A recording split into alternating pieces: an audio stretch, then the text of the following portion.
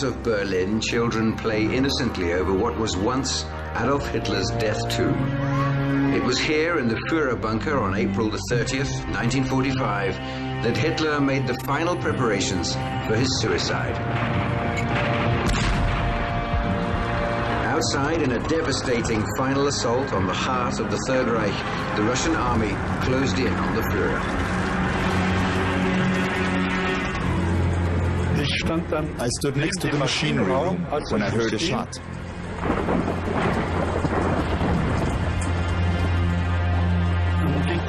Then everything happened very quickly. I ran away out of fear, but I immediately came back down from the upper bunker. Just then, they were wrapping Hitler in blankets. Hitler's death brought to an end his dream of a 1,000-year Reich.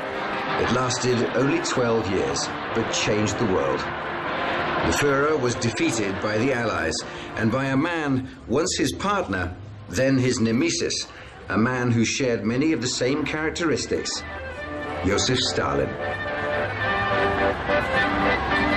Stalin would continue his rule for 8 more years until March the 5th, 1953, when he died of a cerebral hemorrhage.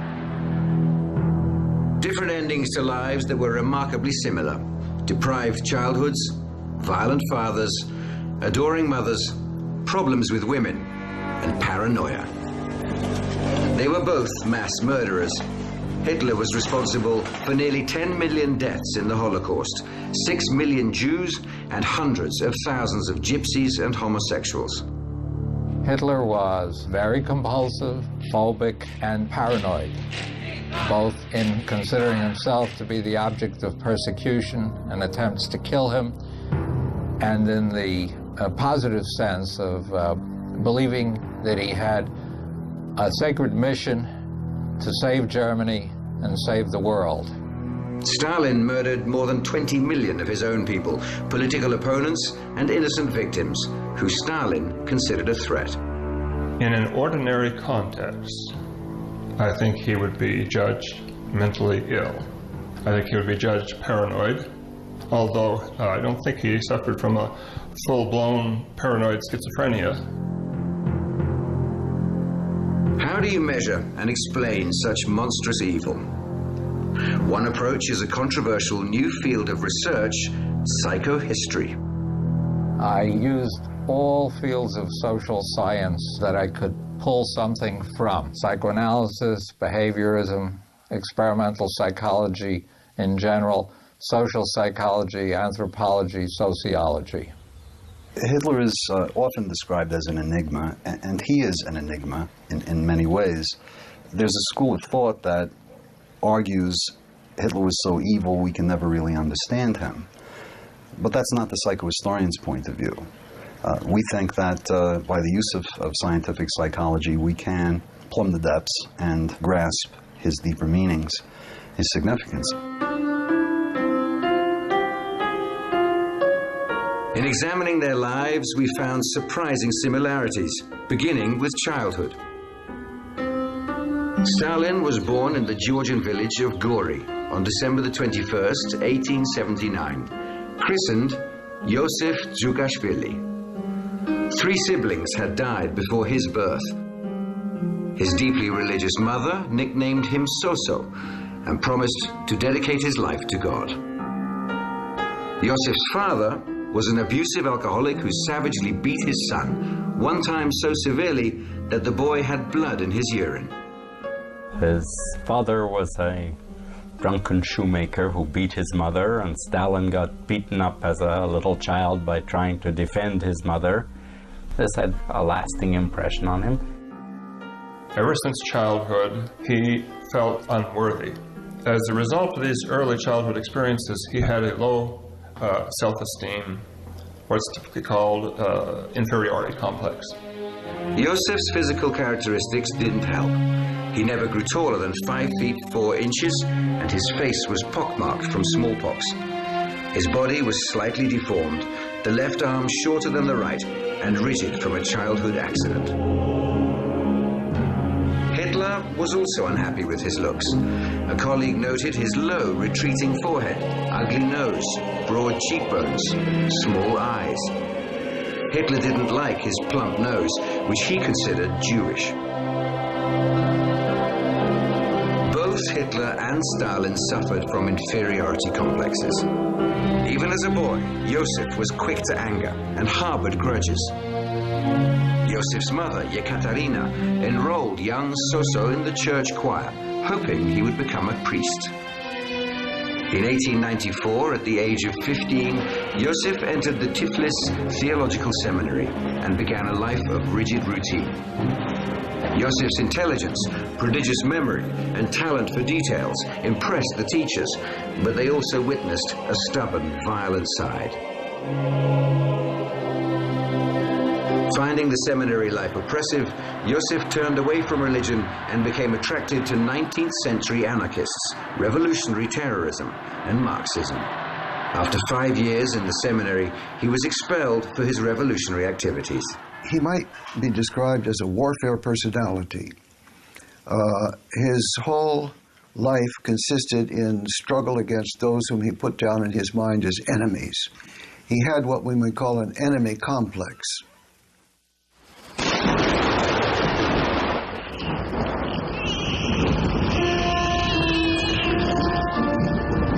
10 years after Josef's birth, on April the 20th, 1889, Adolf was born, also in a rural area, in Braunau, a small desolate town in Austria.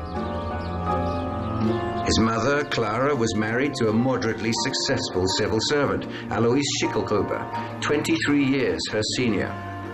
She was 18 years old when she gave birth to Adolf. Alois Schicklgruber, who later changed his name to Hitler, was a rigid, cold, strict disciplinarian who regularly beat young Adolf. When he was 10, Hitler decided to run away from home because of the beatings. His father caught him and gave him such a beating that he was in a coma for days, his life hanging by a thread. And that kind of experience instills the belief that one is evil, terribly evil. And later on, he used the German phrase, lebensunwürdige Leben, meaning living things that are unworthy to live. He classified large segments of the German nation as unworthy to live. And the idea, I believe, came from his own sense of himself.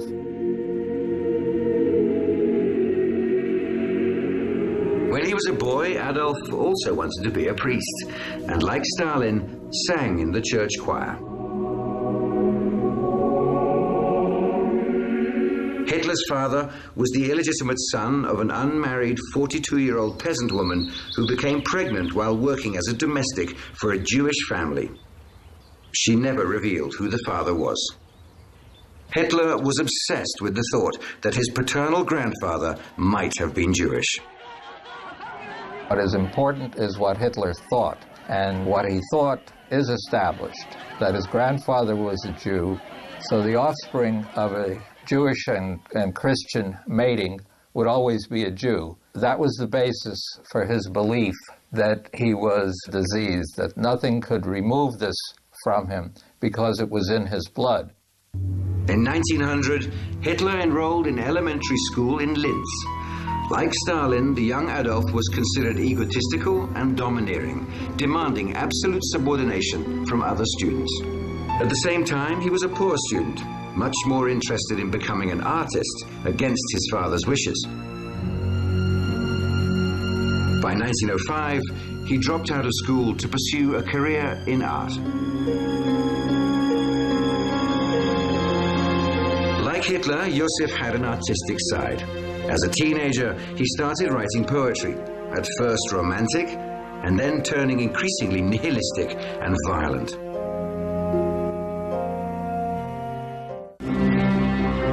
By 1900, when he was 21, Josef Djugashvili had turned from a life of religion to a life of violence. For the next 15 years, he lived the life of an active revolutionary, robbing banks and confiscating payrolls at gunpoint to raise money to overthrow the Tsar. In 1910, Joseph chose a new name, Stalin, which in Russian means man of steel. During this period, Stalin was arrested 8 times by Tsarist police and each time deported to remote rural areas in Siberia. He was always a loner, a very bitter and unpleasant person. You find this in memoirs of other revolutionaries who shared exile with him, that he never took part in their social activities. He was always apart and bitter and nasty. Stalin soon caught Lenin's eye as an effective and ruthless revolutionary. During the Russian Revolution in October 1917, Stalin wasn't a major figure, but he was ambitious and determined to rise to the top of the Communist Party. Stalin had defined himself as a revolutionary and knew exactly what he wanted in life. But Hitler was still searching for himself, and in 1907 moved to Vienna to pursue a career in art.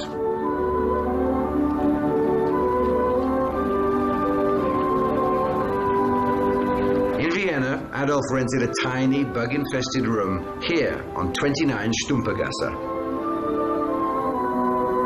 Living on a small inheritance controlled by his mother, he pursued his dream of entering the Academy of Fine Arts.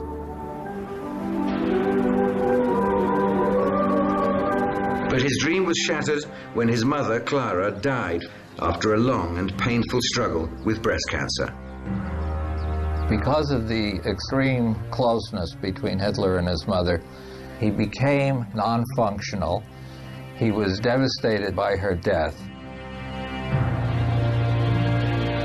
After his mother's death, to support himself, Adolf sold his paintings on the street. It is interesting that he only painted landscapes, never people.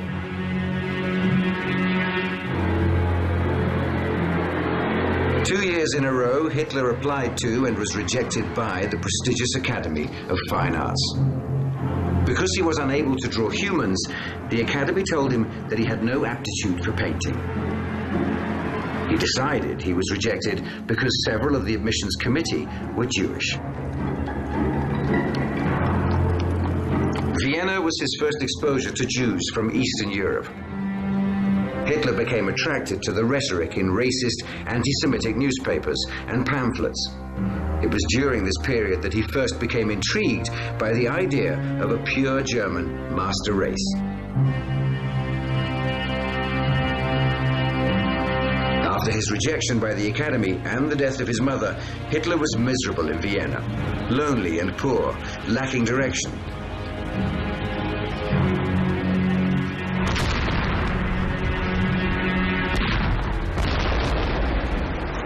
Finally, in 1914, with the outbreak of World War I, Hitler enlisted in the army and found his identity in battle, carnage, and death. For the first time in his life, Hitler was happy, felt at home, that he belonged. In his army service, Hitler was the happiest he was at any time in his life. The sanctioned killing that he was entitled to engage in as a soldier gave an outlet for the first time to the murderous rage that had grown in him from treatment by his father. Hitler served as a courier and experienced his first real success in life when he was awarded the Iron Cross First Class, rare for a corporal. Hitler's experience in World War I, the fact that he survived 50 battles in which his own regiment was wiped out over and over, replenished and replenished and wiped out again and again, confirmed his belief that he was chosen by destiny for a magnificent role in history. When Germany signed the armistice on November the 11th in 1918, Hitler was enraged. He pledged to avenge those who betrayed the fatherland, in his view, the communists and the Jews.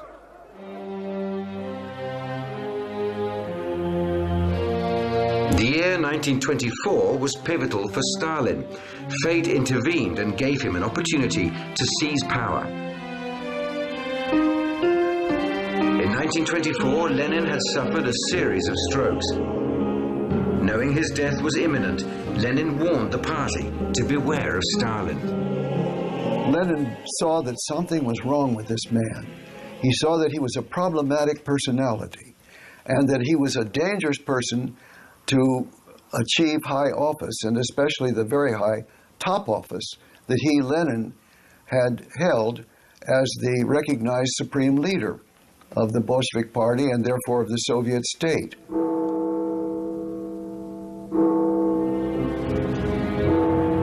But it was too late. In May, Lenin died, and Stalin immediately began jockeying for power. Driven by ambition, he outmaneuvered and intimidated potential rivals, using ruthless agents to do his dirty work. The system of agents around him who were constantly eliminating any potential political opponents was itself paranoid. The core, the center of the paranoia was Stalin himself, but he managed to recruit people who thought like him, people who saw enemies everywhere. Stalin once said, to choose one's enemy, to prepare every detail of the blow, to slake an implacable vengeance, and then go to bed. There is nothing sweeter in the world. The symptoms of paranoia appeared relatively early, not only during his dictatorship, but even before. The famous neurologist Vladimir Bekhterev actually examined Stalin in 1927 and diagnosed him as paranoid. A few hours later, Bekhterev died in mysterious circumstances. I should emphasize that this was not amateur psychohistory. This was a professional diagnosis.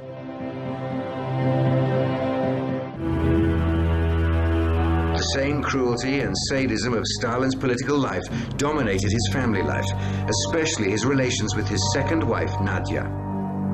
His relation to this particular woman was terrible. He abused her, both psychologically and physically. Nadia was much younger, 17 when he was 40. She bore him 2 children, a son, Vasily, and a daughter, Svetlana.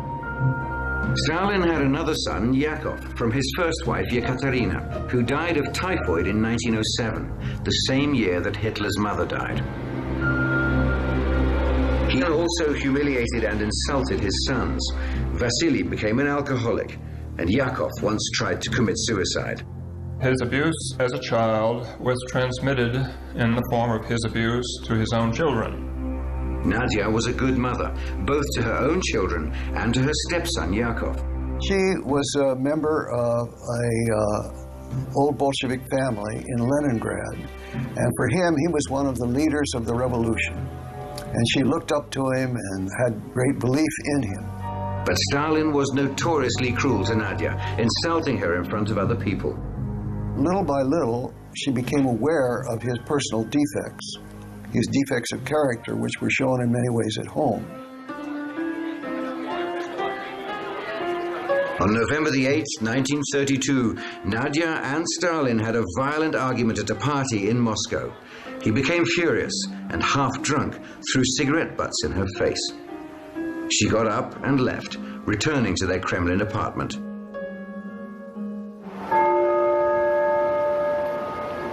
The next morning, Nadia was found dead, shot in the heart. He either drove her to suicide or killed her himself. Historians have not been able to agree on exactly what happened, but hers was not a natural death. According to Svetlana, her mother, Nadia, left Stalin a letter which was full of personal and political reproaches, and that he went into a rage as a result of this letter. And when the funeral came about, he walked up to her coffin and then pushed it away. He never went to her grave at the Novodevichy Cemetery.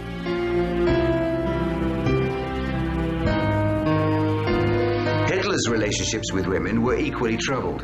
While he both revered and idealized women, he also treated them with contempt and degraded them. Because of his extreme closeness to his mother, together with his father's extreme brutality, he grew up with what is typical in the circumstances, an obsession with women and sex, together with extreme inhibition. After his mother, the most important woman in Hitler's life was his younger niece, Geli Raubal, who lived with Hitler in his Munich apartment. He idolized and worshipped her, but was extremely jealous of her relations with other men.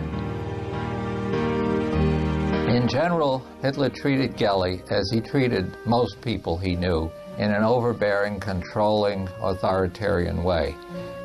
Geli, however, was a very spirited person who regularly stood up to him. He was never able to exert the degree of control over her that he wished to.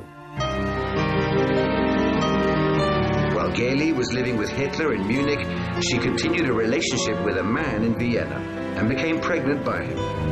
This was bad enough to Hitler, but what upset him most was that he was Jewish.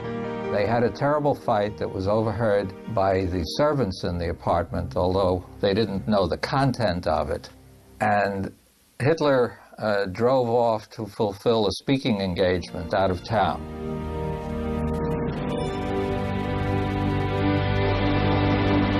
The next morning, Geli was found dead in Hitler's Munich apartment, victim of a gunshot wound to the chest.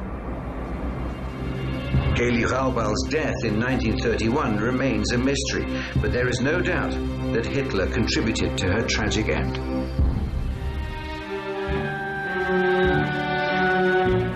At the time of Geli Raubal's suicide, Hitler had also been seeing another woman, Eva Braun.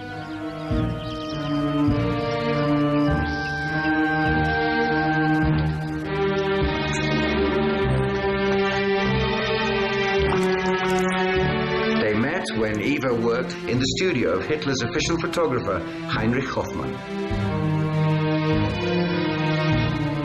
This is how Adolf Hitler first appeared to the 18-year-old Eva, working in Heinrich Hoffmann's darkroom. Eva became an ardent admirer of Hitler's charisma and was fascinated with Hoffmann's photographs. Eva Braun quickly fell in love with Hitler. She wanted to marry him. She wanted to have children with him. He was dead against both of those things. Hitler considered Eva the ideal German woman. In his words, cute, cuddly, and naive. But he never took her out publicly.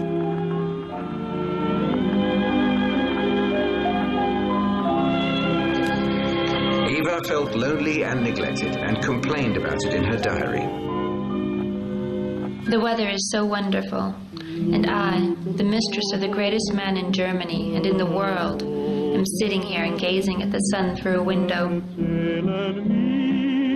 How can he have so little understanding as to let me remain here, bowing to strangers? I've just sent him the crucial letter. Question: will he attach any importance to it? We'll see. If I don't get an answer before this evening, I'll take 25 pills and gently fall asleep into another world. He has so often told me he is madly in love with me. But what does that mean when I haven't had a good word from him in 3 months?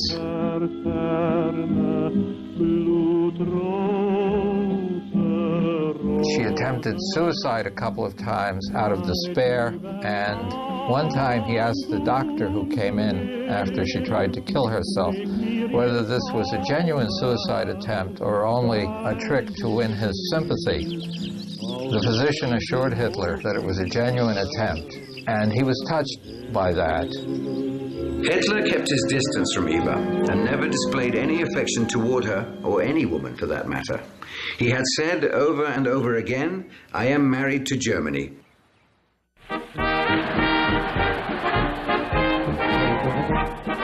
On January the 30th, 1933, Hitler became Chancellor of Germany and launched the brutal dictatorship that reflected his narcissism and paranoia. He immediately created a police state and used his dreaded secret police, the SS and Gestapo, to enforce it. To strengthen his grip on the Nazi Party, Hitler eliminated his political rivals and so-called enemies of the state. Whoever knew how to read, and whoever had read Mein Kampf, should have known where it would lead. National Socialism excluded all those who thought differently. Locked them up, exploited them, and even murdered them in masses. Simply because they did not want to succumb to the system.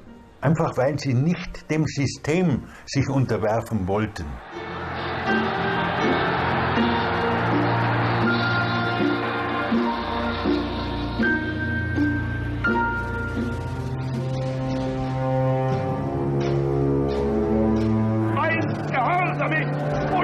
Hitler's ruthlessness in liquidating his rivals inspired Stalin. Despite the blind worship of the masses and his total control of every aspect of Soviet society, Stalin was morbidly suspicious and saw enemies everywhere. He even turned on old friends. There was a very popular party boss in Leningrad, Sergei Kirov. And many of them who thought that Stalin's time had gone, that he should be removed from the Secretary General role, thought that Kirov should be his successor. Sergei Kirov remained loyal to Stalin, and in 1934, at the 17th Party Congress, lavishly praised Stalin. Stalin loved Kirov and knew he was loyal, but he had become too popular for Stalin's liking. On December 1, 1934, in Leningrad, Kirov was assassinated. And from all that we know now, it seems beyond serious doubt that Stalin was responsible for this crime. And the murder of Kirov was ascribed to Stalin's enemies in the party and to all of those in the factions who had opposed him and who might be suspected of opposing him. So that this murder of Kirov was the beginning of the Great Terror. Stalin attended Kirov's funeral and feigned grief at his coffin, a master of duplicity.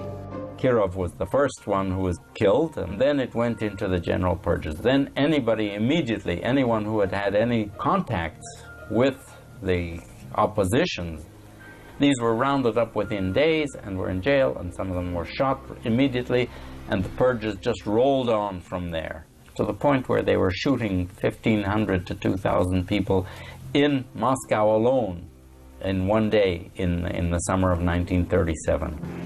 During these purges, it's estimated that Stalin liquidated 20 million Soviet citizens as enemies of the people.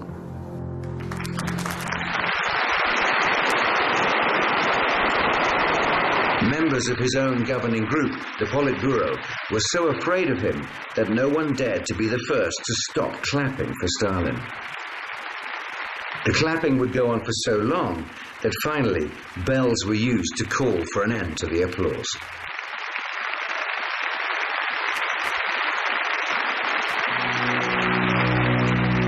Stalin eliminated enemies, or imagined enemies, both literally and figuratively. Take, for example, Trotsky. There is the famous photograph of Lenin giving a speech, Trotsky standing over on the other side of the platform. Later on, Trotsky disappears. Stalin arranged for Trotsky to disappear both in that photograph and later on in real life when he had him assassinated. Anyone liquidated by Stalin's regime was, on his orders, removed from historical records forever and their photos destroyed. Not even posters were exempt.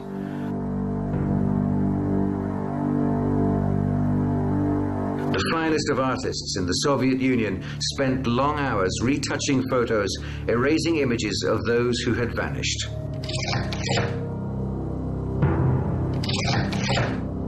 The photographs and the retouching of the photographs just demonstrate a sort of like a second death. For 30 years, photo historian David King has assembled the world's largest collection of photographs, posters, and paintings from the Soviet era and documented Stalin's perfidy.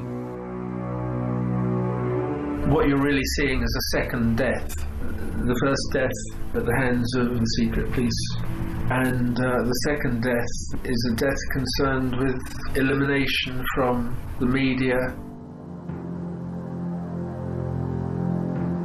This second death was just as powerful and final as the first, because normally one has remembrance of people who have died, and with this it was the idea was to eliminate that they had ever existed in the first place. And the results of retouching of these faces becomes very, very strange and macabre indeed. Not only were they splashed with India ink, but they were also hacked with razors, scissors. The more aggressive the retouching, I think probably contributed to the fact that you would be considered to be a better Stalinist.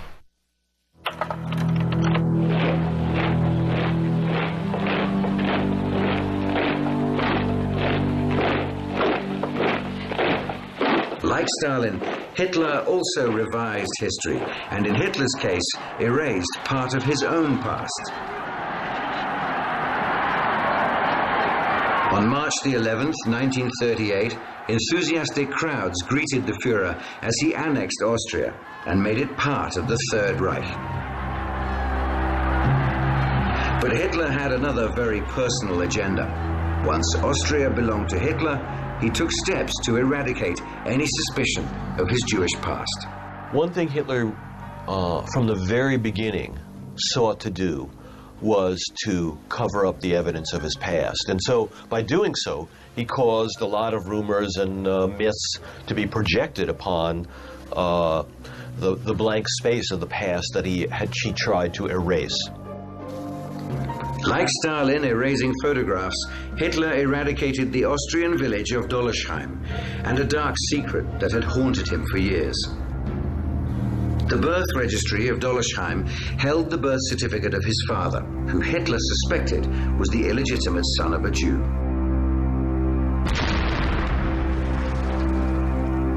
Hitler used the village as an artillery range. Round after round of artillery fire crashed into the village, demolishing its buildings and making the graves in the cemetery unrecognizable.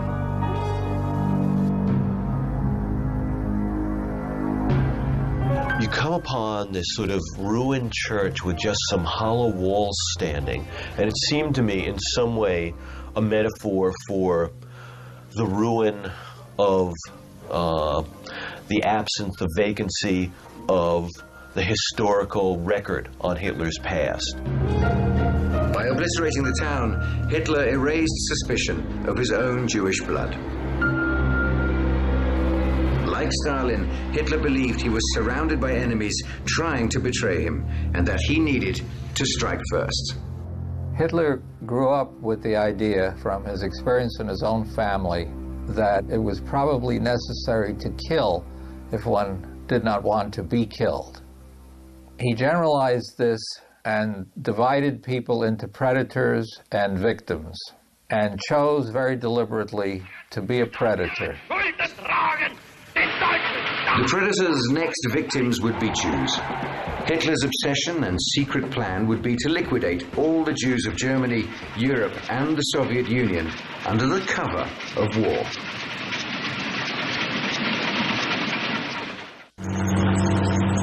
Hitler's secret agenda had always been to attack Russia. Now he was ready. To lull Stalin to sleep and give him a false sense of security, Hitler signed a non-aggression pact with the Soviet Union in June 1939. The two most powerful dictators in the world became allies. Stalin, ironically, felt secure.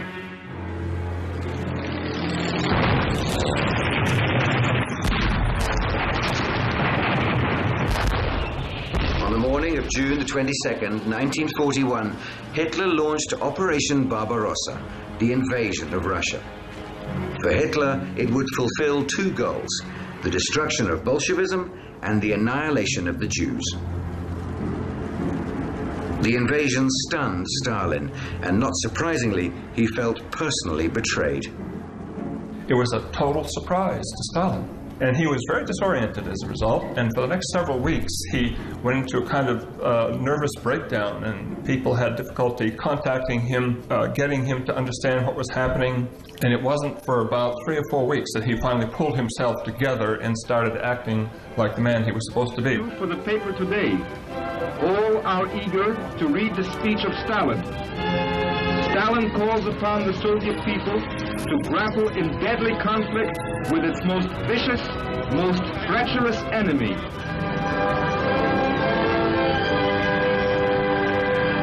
In late 1941, Operation Barbarossa appeared to be a smashing success. Hitler was jubilant.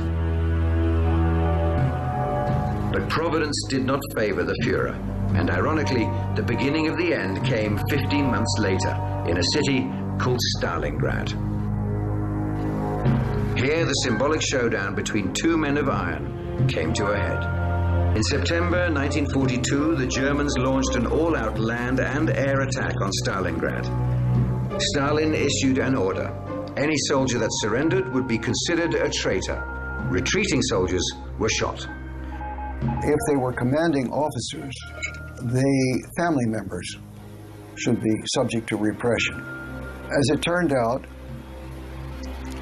he himself had a family member who was an officer, and this was his son, Yakov. Stalin's son, Yakov, had joined the army and was taken prisoner by the Germans. At one point, the Germans may have thought they could offer to exchange Yakov for some high-level German officers who had been taken prisoner by the Russians. And some kind of an offer was made, to which Stalin is believed to have said, "I have no son named Yakov." The Russians held on and launched a massive counterattack of 1 million men, encircling the German 6th Army. In 1943, Hitler was defeated at Stalingrad, and the German army would never recover on the Eastern Front. But even though Hitler was losing the war, he was still determined to exterminate the Jews.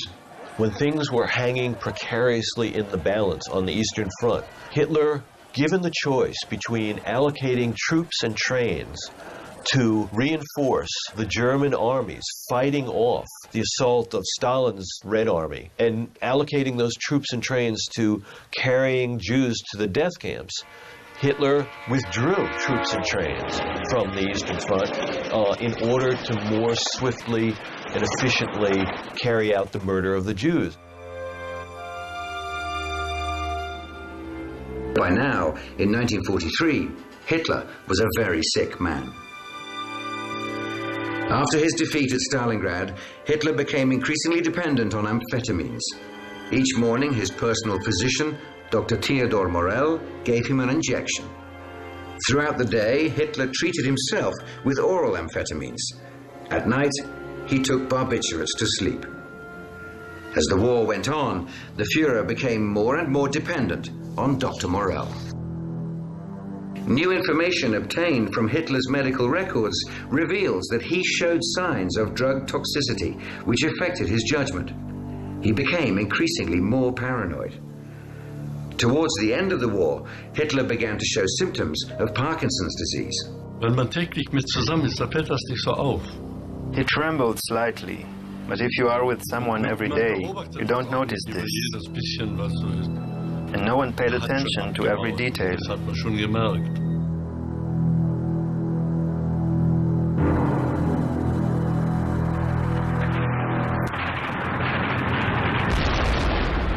As the Red Army overwhelmed Berlin, Hitler was hiding deep inside the Führer bunker beneath the Chancellery. When Russian soldiers entered the bunker, they found several Nazi corpses amidst signs of an orgy. In the courtyard were the charred bodies of Eva Braun and Hitler. Inside, on the Führer's desk, the Russians found a folder with 42 of Hitler's paintings of pastoral Austria, and an album of prized snapshots. Inside, a photo Hitler had been carrying with him all his life of his mother Clara.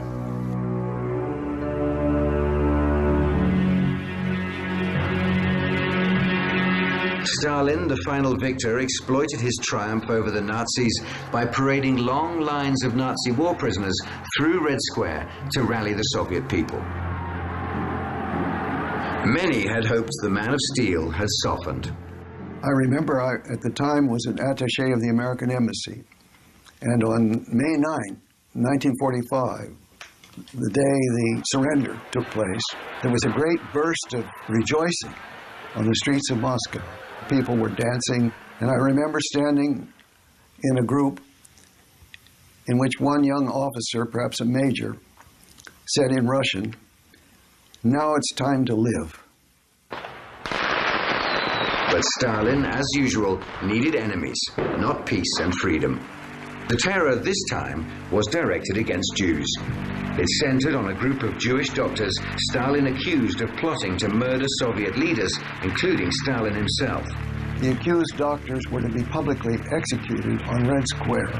And following that, the Jewish population of the major cities were to be deported to eastern Siberia, with pogroms perpetrated against him en route. Only his sudden death on March the 5th, 1953, of a cerebral hemorrhage prevented him from carrying out yet another purge. His daughter, Svetlana, recalled the scene as she stood by his deathbed. He suddenly opened his eyes and cast a glance over everyone in the room. It was a terrible glance. Then something incomprehensible and awesome happened. He suddenly lifted his left hand as though he were pointing to something above and bringing down a curse on all of us. The next moment, after a final effort, the spirit wrenched itself free of the flesh. Hundreds of thousands of mourners watched as Stalin was laid to rest in the mausoleum beside Lenin. For Adolf Hitler, there was no monument, not even a marker.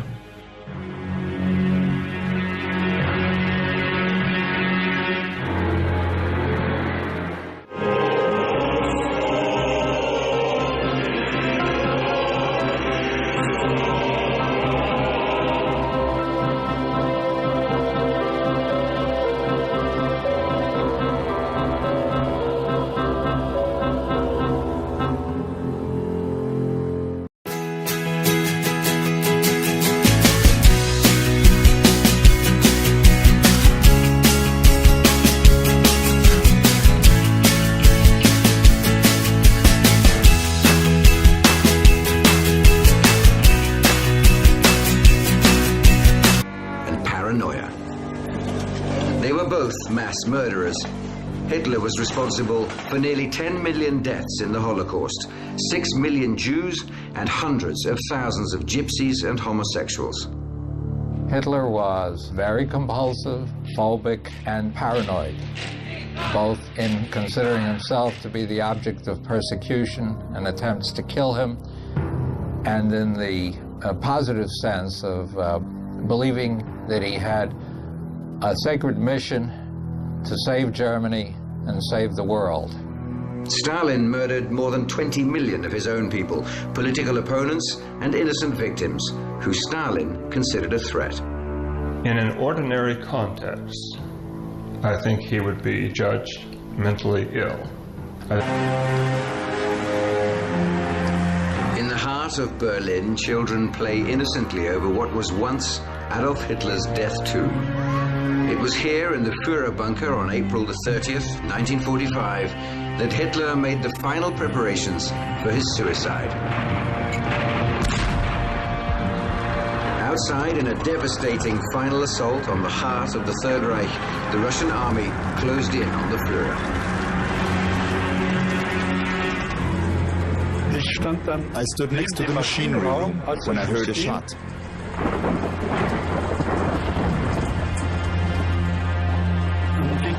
Then everything happened very quickly. I ran away out of fear, but I immediately came back down from the upper bunker. I think he would be judged paranoid, although I don't think he suffered from a full-blown paranoid schizophrenia. How do you measure and explain such monstrous evil? One approach is a controversial new field of research, psychohistory. I used all fields of social science that I could pull something from. Psychoanalysis, behaviorism, experimental psychology in general, social psychology, anthropology, sociology. Hitler is often described as an enigma, and he is an enigma in many ways. There's a school of thought that argues Hitler was so evil we can never really understand him. But that's not the psychohistorian's point of view. We think that... Just then, they were wrapping Hitler in blankets. Hitler's death brought to an end his dream of a 1,000-year Reich. It lasted only 12 years, but changed the world. The Führer was defeated by the Allies, and by a man, once his partner, then his nemesis, a man who shared many of the same characteristics, Joseph Stalin. Stalin would continue his rule for 8 more years until March the 5th, 1953, when he died of a cerebral hemorrhage. Different endings to lives that were remarkably similar. Deprived childhoods, violent fathers, adoring mothers, problems with women,